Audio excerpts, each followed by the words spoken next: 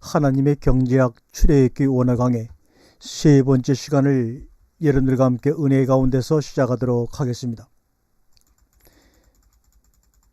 오늘은 본문 43페이지를 가지고 함께 은혜를 나누도록 하겠습니다. 우리가 어제 말씀드린 두 번째 강의는 참으로 중요한 것입니다. 7가지로 평가를 하십니다.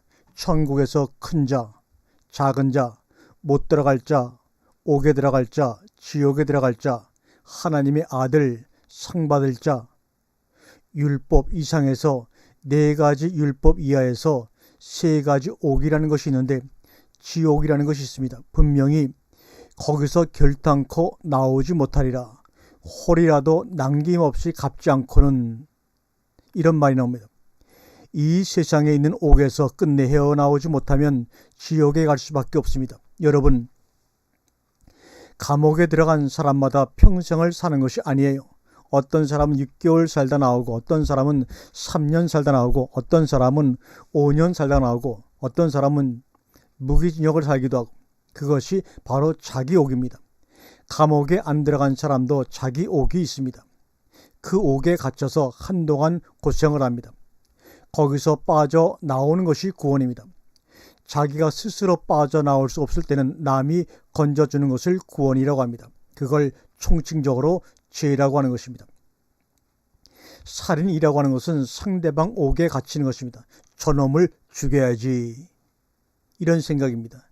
간음이라는 것은 자기 자신 속에 음욕구렁텅이에 빠지는 겁니다. 도적질하는 것은 물질 속에 빠지는 것입니다. 헛맹세라고 하는 것은 하나님 속에 빠져 있는 것입니다.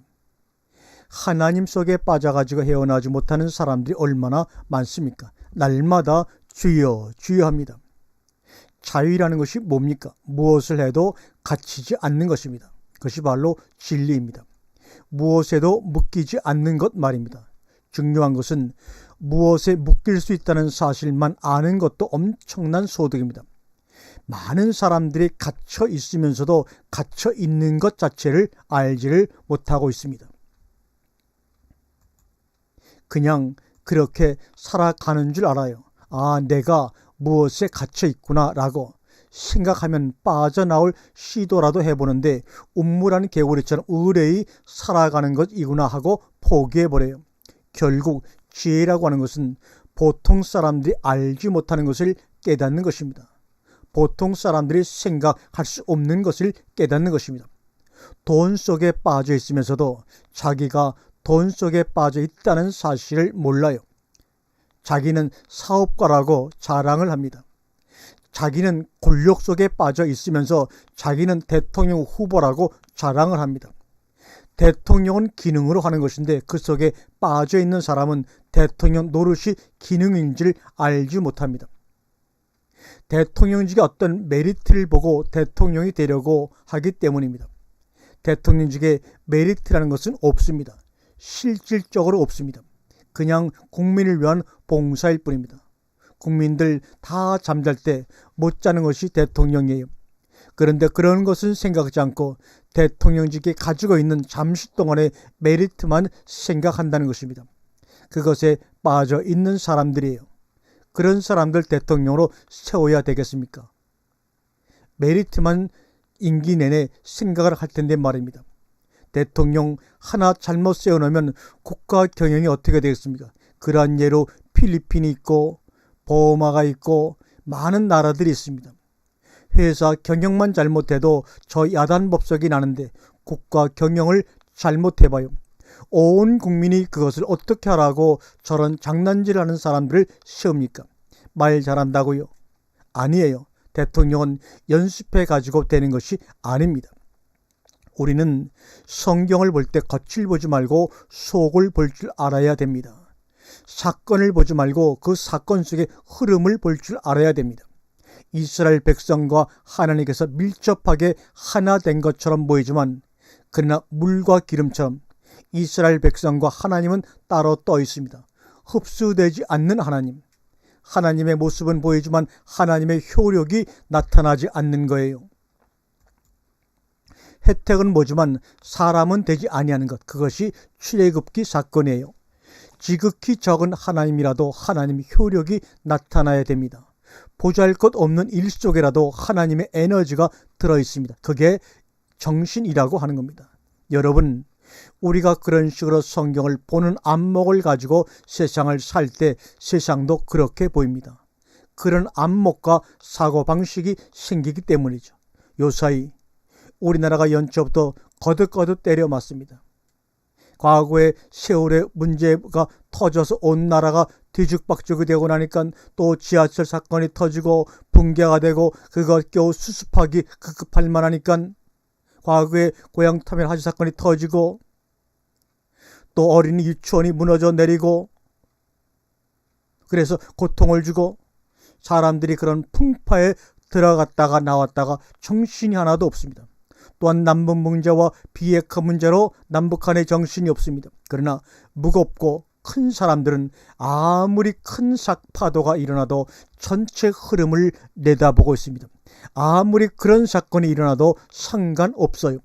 전체 흐름을 역행할 수는 없습니다. 하나님을 볼 줄 알면 하나님의 작정, 하나님의 계획, 하나님의 흐름을 볼 줄 아는 사람은 세상이 보일 수밖에 없는 것이 세상 역사는 하나님을 위해서 움직이기 때문입니다. 그래서 하나님을 알아야 합니다. 하나님의 방식, 하나님의 계획, 하나님의 목적, 이스라엘 백성은 뭐요? 하나님의 계획대로 진행되는 과정 속에서 망가지 새끼처럼 모가지 올가매가지고 끌려갑니다. 이게 뭐요? 노예 근성입니다. 예수님은 뭐라고 그랬습니까? 내가 너희를 다시는 종이라 하지 아니하고 친구라. 종은 아버지 하는 것을 알지 못함이라. 좀 끌려다니지 말고 이제는 좀 자발적이 되라, 그런 말입니다. 통일이라고 하는 것은 우리나라의 엄청난 폭발력을 가지고 옵니다. 줄에서 중국도 경계합니다. 앞으로 경제 제2위국이 중국이 되고 우리 한국이 그 뒤를 바짝 쫓아갑니다.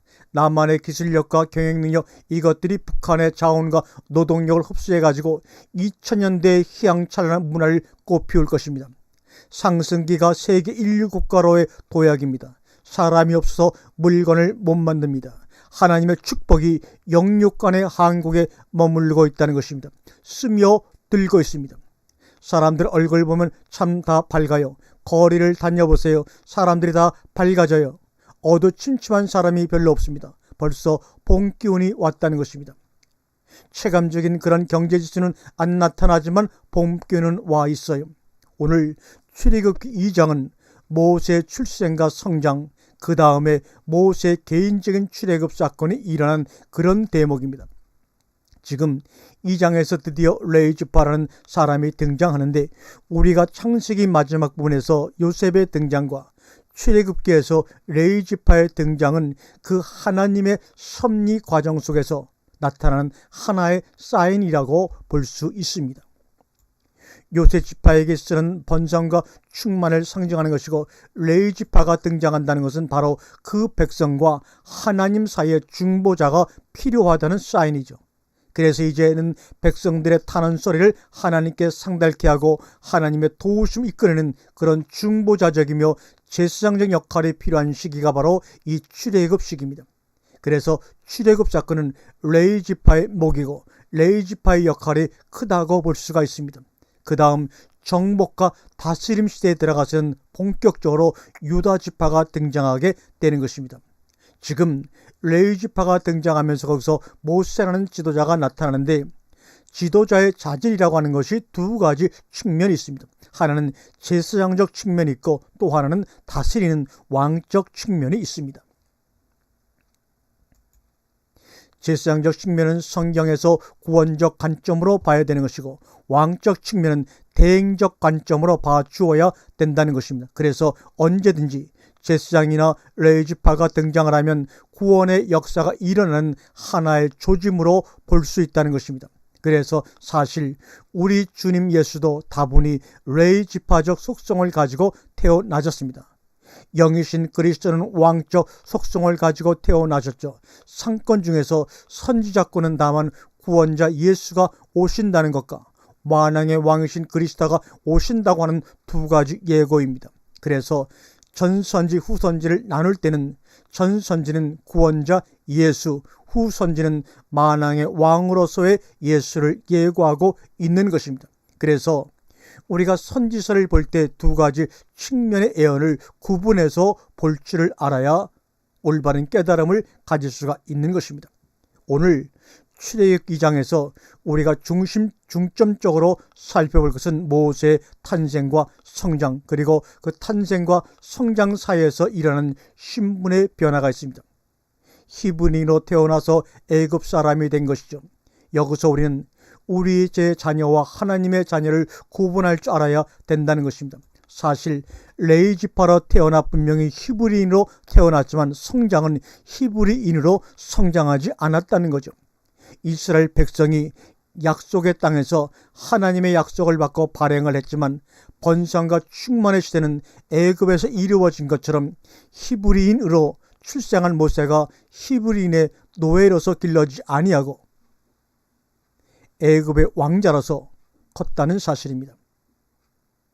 여기서 우리가 하나님의 사랑, 그 다음에 역사, 이 두 가지를 볼 수가 있는데요. 하나님의 사랑이나 하나님의 역사는 주관성보다는 객관성을 가져야 한다는 것입니다. 만약에 모세가 히브리인으로 컸더라면 출애굽 사건은 실패할 수도 있었다는 것입니다. 즉 히브리인이라는 의식 자체가 결국은 자기라는 것이 많이 들어가게 된다는 것 때문입니다. 그래서 하나님의 역사에 있어서 제일 배제해야 될 것은 자기적 요소를 빼버리는 것입니다. 어떻게 그것을 빼느냐는 것이 승리의 한 비결이 될 수가 있습니다. 사실 탄생이라고 하는 것은 선천적인 요소고 성장이라는 것은 후천적인 요소인데, 교육학 측면에서 볼 때 선천적 요소와 후천적 요소 가운데 어떤 것이 우선이고 선행하느냐 우월하냐는 것은 따지기 사실 어려운 문제입니다. 그런 의미에서 주관성도 가지고 있으면서 객관적인 지도자이었다는 거죠. 그것을 우리가 어떻게 알 수 있느냐면 뒤에 나오는 사건을 통해서 알 수가 있습니다. 2장에서 나오는 성장 배경 가운데 소위 모세 일과 하나님의 일이 구분이 됩니다. 앞에서 히브리 사람과 공주의 아들이라고 하는 두 가지 신분을 가지게 되는 것처럼 여기서도 모세의 개인적인 일과 하나님의 일이 구분이 돼요.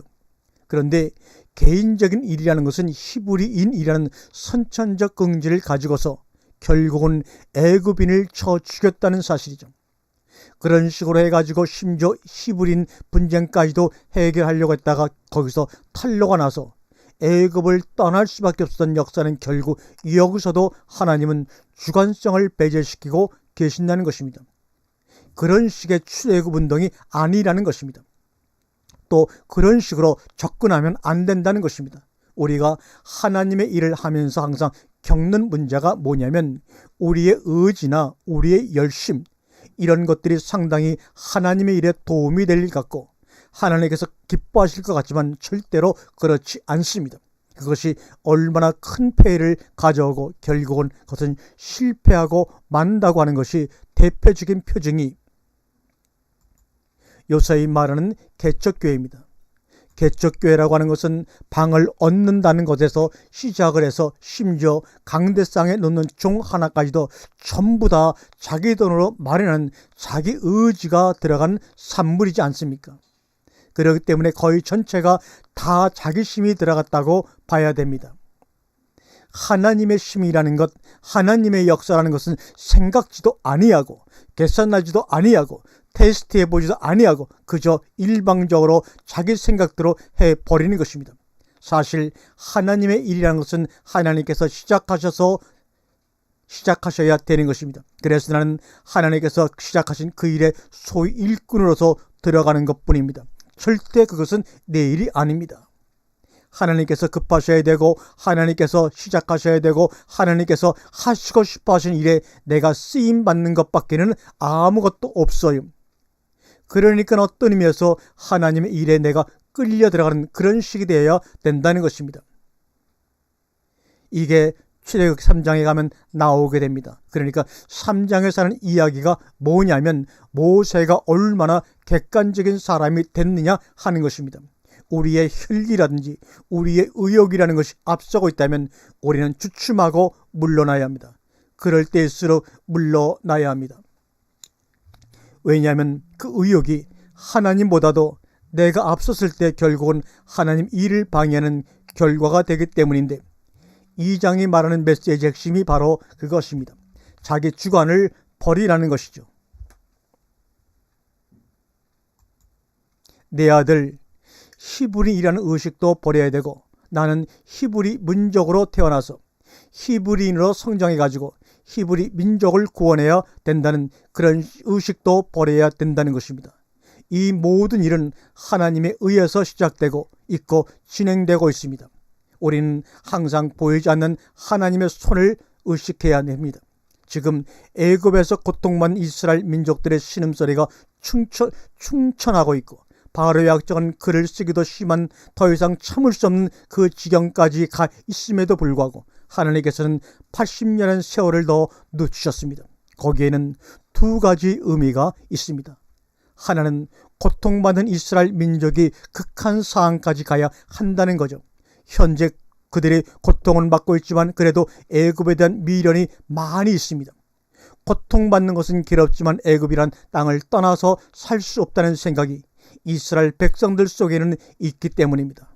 다시 말하면 옛날을 생각해서 현재가 고통스러운 것뿐이지 애굽을 떠날 수밖에 없는 고통은 아니라는 이야기예요. 우리는 생활 속에서 분명히 이것을 알아야 합니다. 내가 지금 겪고 있는 고통이 현재나 세상을 떠나고 싶은 고통은 아니라는 거예요. 다른 사람에 비해서 또는 옛날에 비해서는 고통스럽지만 그러나 이것을 마음에서 놓고 싶은 고통은 아니라는 겁니다. 이스라엘 백성의 고통의 순도가 그 정도예요. 그렇기 때문에 하나님께서는 아직까지 손을 안 대시는 겁니다. 손을 대서는 안 될 문제라는 겁니다. 만약에 80년을 앞당겨서 출애굽을 했더라면 홍해를 건너기도 전에 그들은 애굽으로 돌아가 버리고 말았을 것입니다. 그러니까 하나님에 의해서 실패를 할 때는 철저히 실패를 해버리는 것입니다. 완전히 바닥날 때까지 실패를 해버려야 합니다. 정이 떨어져 버려가지고 뒤를 돌아다보고 싶지 않을 정도로까지 실패를 해버려야 합니다. 그것이 바로 성공의 첫걸음입니다. 어설프게 실패해 놓으면 미련이 남습니다. 사람들은 언제든지 미련 때문에 망하는 겁니다. 하나님은 출애굽 사건에 있어 가장 두려워하는 것이 애굽에 대한 미련이었습니다. 두려워서 돌아갈까 하는 거예요. 그건 우리가 탕자 사건을 통해서도 충분히 이해를 하고 있습니다.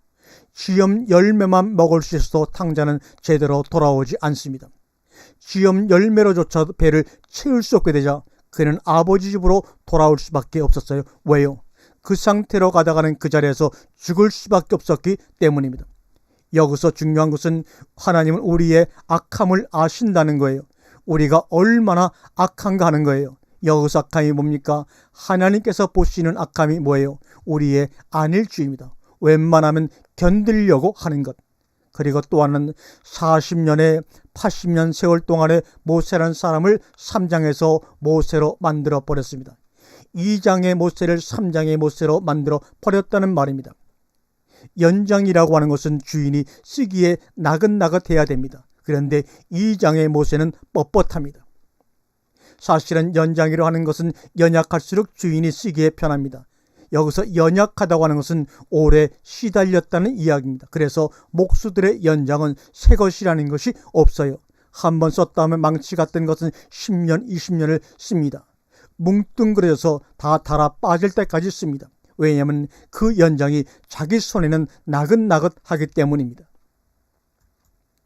중요한 것은 하나님께서 시작할 수밖에 없을 정도로 내가 물러나 있고 처져 있으라는 얘기입니다. 우리가 2장 3장에서 볼 수 있는 것은 모세란 사람은 출애굽을 이미 포기해 버렸습니다.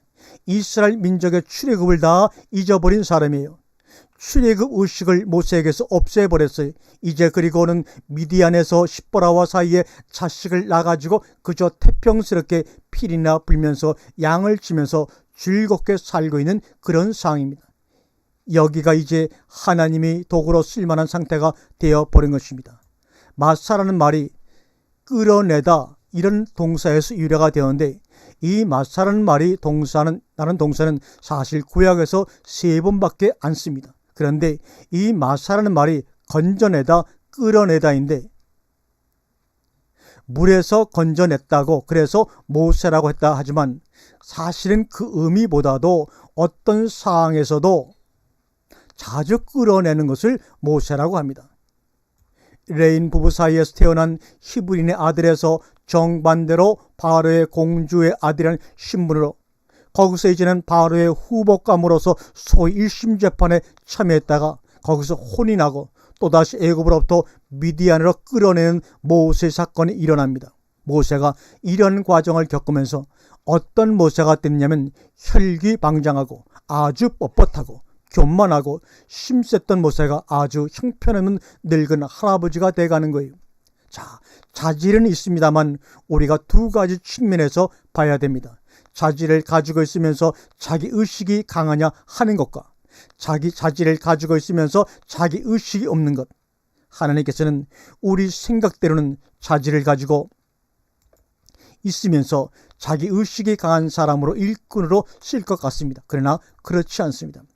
자질이 있으면서 그 자질이 아주 노련해 가지고 이제는 철학적으로 사용하려고 하면 안 쓰십니다. 오히려 그 자질을 자기가 어떻게 사용할 수 없고 활용할 수 없어 그 자질 자체를 자기가 포기해버리는 상. 아까 나근나근이라는 표현을 썼습니다만 연장 어릇의 용도는 있는데 연장 스스로가 무엇을 할 생각을 스스로 포기해버리는 것. 그것이 결국은 주인에 의해서 쓰일 만한 연장이 되는 겁니다.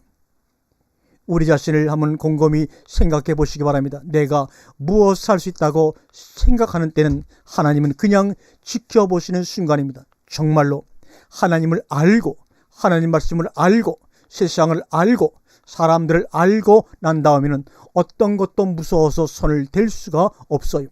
세상은 너무 악하고 사람들은 너무 잘못되어 있고 하나님은 너무 위대하시고 말씀은 너무 완벽하시다는 이야기예요. 내가 이런 상황에서 뭘 가지고 어떻게 할 것이냐는 이야기입니다. 저는 그래서 이렇게 조금 알고 난 뒤는 누가 무엇을 시작한다고 그러면 겁부터 나고 걱정부터 생겨요. 저 양반 뒷감당을 어떻게 하려고 그러나 이렇게 말이죠.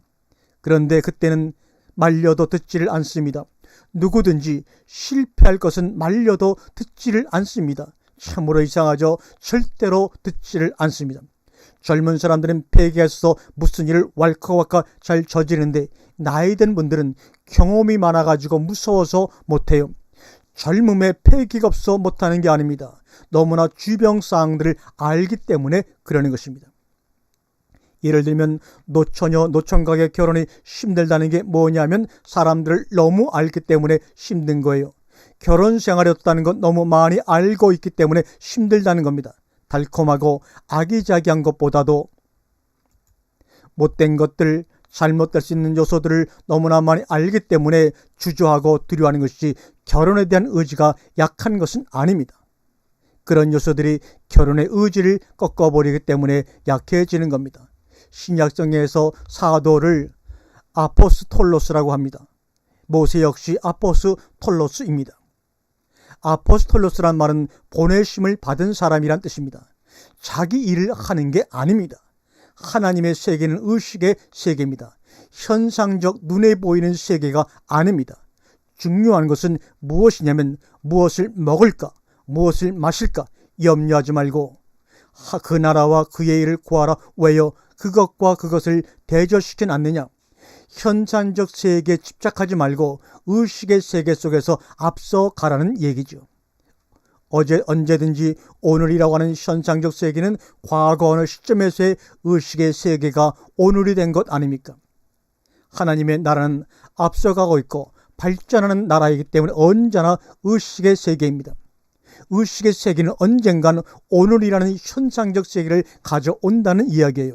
그런데 의식의 세계 속에 사는 사람들은 어떤 시점에 의식의 세계 속에서 가졌던 그 의식이 오늘날 현상적 세계로 나타났을 때 그 현상적 세계 속에서 살고 있느냐면 그러질 않아요. 그 시점에서는 또 그 다음에 의식의 세계를 삽니다. 그렇기 때문에 그들을 개척자라고 얘기하고 선구자라고 얘기합니다. 언제든지 그 혜택을 누리는 사람은 현산적 세계 속에 사는 사람들입니다. 그것이 바로 왕들입니다.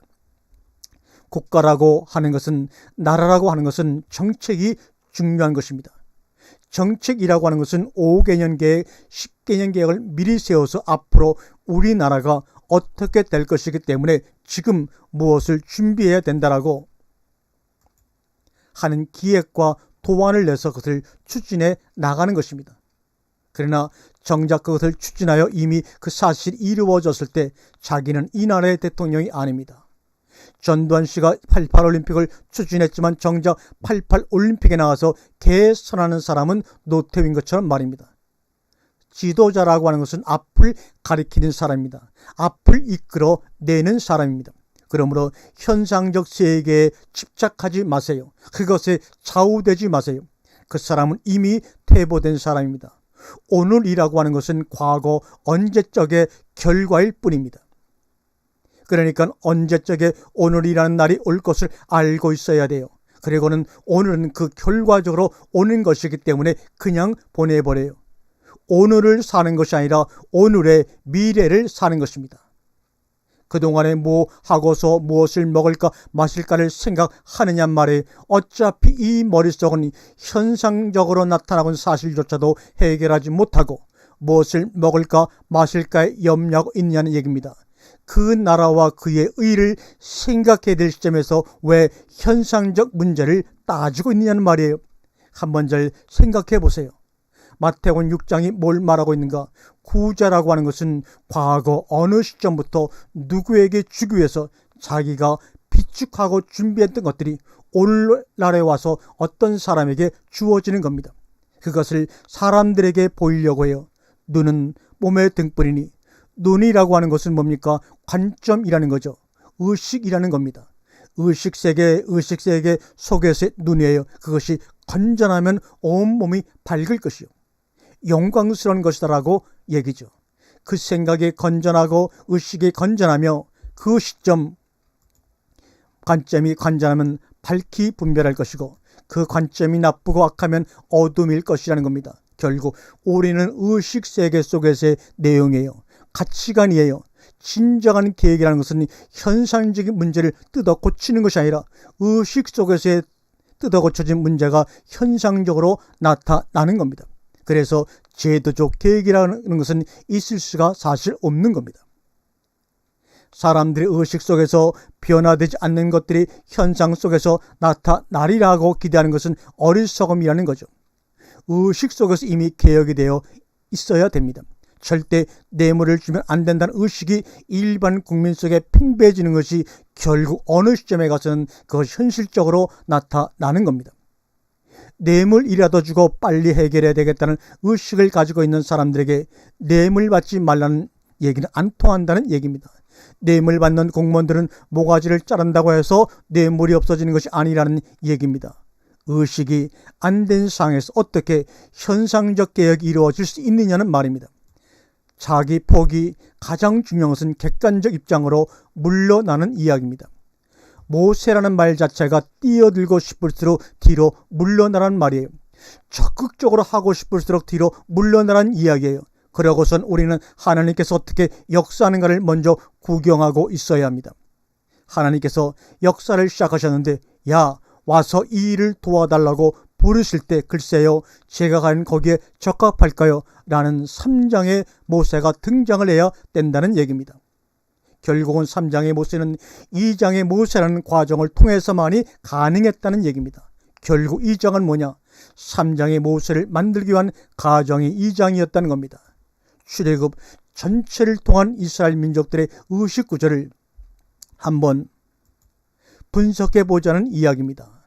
여러분, 출애굽 민족에게 있어서 가장 큰 문제점이 뭐냐면 가나안 의식이 없었다는 거죠. 우리가 하나님 말씀을 받으면서 하나님 말씀을 어떻게 해석해야 되느냐면 이 말씀대로 살란 이야기가 아니에요. 그렇기 때문에 여러분이나 저는 로봇밖에 안 됩니다. 이 말씀이 의식화되라는 얘기예요. 먼저 의식은 안 되고 행위부터 주장했을 때 그것이 율법이라는 이야기입니다. 의식 없는 행위, 이것이 외식이라는 겁니다. 의식하던 행위를 하라는 겁니다. 그렇기 때문에 일이 배반적일 수밖에 없어요. 일요일 교인과 월요일 사회인이 다를 수밖에 없는 것이 의식화가 안 된 신앙생활을 교회가 강요하기 때문입니다. 가나안 의식이 없어요. 예수님이 그의 나라와 그 일을 구하라. 심령이 가난한 자는 복이 있나니 천국이 저희 것이며, 뭡니까? 의식하지 않는 것이 문제예요. 그것이 없이는 그리스도의 사람이라고 볼 수 없다는 얘기입니다. 그 정신을 내어주는 것을 뭐라고 그러느냐 하면 피누마, 영이라고 하는 겁니다. 그래서 마태복음 5장, 6장, 7장은 의식화 작업의 단계입니다. 그것을 바로 산상수훈이라고 말하는 겁니다. 법의 세계에서 의식의 세계로, 의식의 세계에서 영의 세계로 끌어올려주는 겁니다. 그래서 어린 아이가 나면 교육이라는 것을 먼저 시켜야 합니다.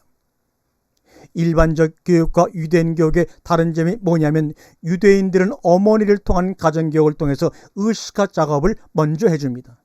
우리들의 교육은 부모들은 나가서 돈 벌기 바쁘고 자식들 돈 대주기 바쁜 점주 노릇만 하고, 교육은 획일적인 학원 로봇 교육만을 시키고 있다는 얘기입니다. 그런 의미에서 사실 영어, 수학 지금 가르칠 필요가 없어요. 그 아이들이 커서 사회활동할 때는 영어, 수학, 번역 다 해주고, 통역 다 해주는 로봇들이 나올 것이고, 계산기나 컴퓨터가 다 해줘 버립니다. 뭐 때문에 영어 수학 공부를 그렇게 열심히 하느냐 말입니까? 지금 중요한 것은 영어를 쓰는 미국이나 영국인이 되는 것이 중요합니다. 여행을 시켜야 돼요. 일반적인 교육은 석 달만 하고 나머지 9개월은 전부 여행을 시켜야 됩니다.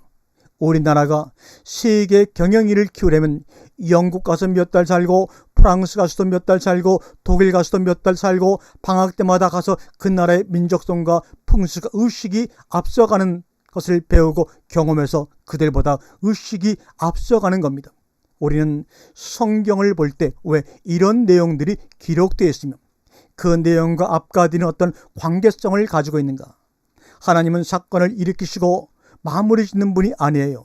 이스라엘 백성들을 출애굽시키는 사건에 매달리는 하나님이 아닙니다. 그건 다만 우리를 조언하시기 위한 사항일 뿐입니다.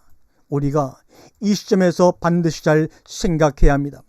히브리인으로 태어난 모세, 그가 바로의 궁궐에 들어가서 공주의 아들의 신부로 자란 40년의 기간, 그리고 미디안에 가서 하나의 목동의 생활로서 처자식을 낳아 거느리고 가정생활을 즐기고 있는 정말 비범했던 모세가 아주 평범한 모세 할아버지가 되어버리고 목동이 되어버립니다. 우월감을 가지고 있는 한은 하나님께 쓰일 용도가 못 된다는 것이죠. 우월감이라고 하는 것은 자기 과시욕입니다. 40대 되던 애 모세라고 하는 사람은 우월감이 충천해가지고 자기 과시욕을 한번 부려보고 하는 시점입니다. 하나님께서 보실 때는 그것이 바로 까불고 있네라고 한다는 사실입니다. 사람들이 찾을 때 수물한 이야기예요. 사람들이 필요로 할 때 없어지란 이야기입니다. 그건 사람들이 잘못 봤기 때문에 찾는 거예요. 하나님을 보지 못하는 사람들이 하나님 같은 사람을 찾는 겁니다. 여러분, 모세에게 있어서 가나안 의식이 있습니까? 우리가 성경을 통해서 배울 수 있는 것은 뭡니까? 모세나 이스라엘 백성이나 애굽에서의 고통으로부터 해방이지 가나안 점령이 아니에요. 오늘날 기독교인들의 의식 구조를 살펴보면 참 문제점이 뭐냐면, 현실의 불만으로부터의 만족이지 절대로 하늘나라 영적인 천국이 아닙니다. 그러니까 사람마다 천국관을 물어보면 다 달라요. 자기 입장에서 채워지지 아니한 것들을 채워주는 개념으로서의 천국이라는 얘기예요. 하나님 나라인 천국 개념이 아니에요. 그 나라 가면 주기만 해야 되고 섬기기만 해야 되고 하나님께 영광만 돌려야 하고 돌아오는 것은 아무것도 없고 그래도 갈랍니까? 라고 물으면 글쎄요, 생각해 봐야 되겠네요 라고 대다수가 그렇게 말합니다. 그런데 중요한 것은 하나님께서 말씀을 주셔서 전할 때 그 마치라고 하는 것은 어느 누구도 못 느낍니다. 그 나라와 그의 일을 구하라, 그리하면 너희에게 이 모든 것을 도와주시라고 하는 거예요. 제가 말씀을 전할 때도 특별히 준비하진 않아요. 전 철저하게 준비하진 않습니다. 생각을 안 해요. 와서 1시간이나 30분 전에 본문 한번 훑어보고 이상한 단어가 없는지, 어려운 단어가 없는지, 흐름에서 잘못된 것이 없는지 묵상하며 기도합니다. 그리고 성령 인도와 가르침을 구합니다. 그리고선 전체 본문 속에서 주어진 핵심이 무엇인가 하는 것만 순간적인 아이디어를 얻습니다. 그리고는 이 방송을 합니다. 그런데 제가 이 본문 공부를 한다든지 그것을 생각하면 주시는 말씀을 생각하는 시간이 많으면 많아질수록 여기 와서 얻어지는 것은 너에게 더하시라는 양이 희한하게도 줄어들어요. 이미 많이 맛봐버리고 왔다는 이야기예요. 맛만 보고 와야 하는데 그냥 왕창 먹고 와버린 겁니다. 졸음만 온다는 겁니다. 깨어있으라고 주님 말씀하는 그 말씀과 반대되는 길을 갈 수가 있다는 말입니다. 무슨 말이냐면 하나님의 역사는 객관적일수록 나한테 좋다는 겁니다. 난 아무것도 안 했는데, 나는 한 것이 없는데 주어지는 것들은 없는 만큼 반비례로 커져버려요. 모세를 어떤 사람으로 만들고 있냐는 겁니다. 지금 세상적으로 볼 때 유능한 사람을 만들어가고 있습니까? 무능한 사람을 만들어가고 있습니까? 바로 왕궁에서 애굽의 지식과 모든 문화를 접하면서 살았던 40세 모세는 아주 세상적으로 보면 유능한 사람입니다. 그러나 주관화 작업은 잘 되어 있지만 객관화 작업은 안 되어 있습니다. 하나님께 아무 쓸모가 없어요. 자기 혈기가 많이 들어가요. 자기 의지가 많이 들어가요. 이것은 실패해야 될 모세라는 겁니다. 여러분 잘 들으세요. 그때까지는 실패해야 될 모세라는 거예요. 우리가 이 자리에 앉아서 이 방송을 통해 말씀을 들으면서 한번 평가해 보시기 바랍니다. 나는 성공해야 할 나인가, 실패해야 할 나인가 하는 문제를 말이죠. 사람들이 착각하고 있습니다. 자기 의지가 펄펄 살아있을 때는 성공할 것 같은 생각을 합니다.